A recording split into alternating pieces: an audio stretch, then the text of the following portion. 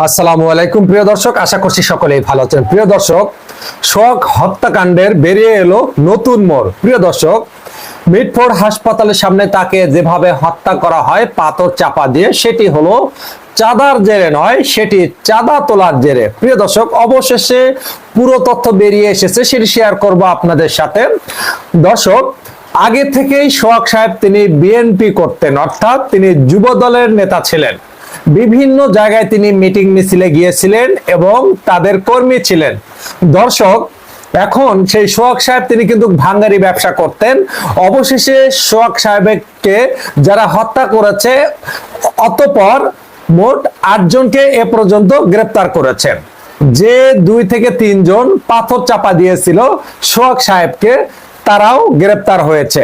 দর্শক, আর বাকিগুলো পালিয়ে রয়েছে। কোতোয়ালি থানা তাদের বিরুদ্ধে মামলা দায়ের করা হয়েছে।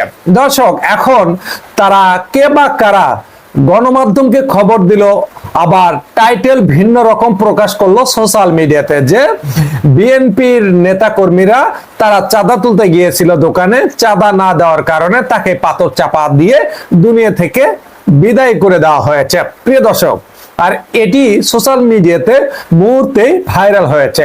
অতঃপর যেটা বেরিয়ে এলো সেটা হলো সোহাগ সাহেব একজন বিএনপি নেতা ছিলেন এবং যুব দলের নেতা। দর্শক,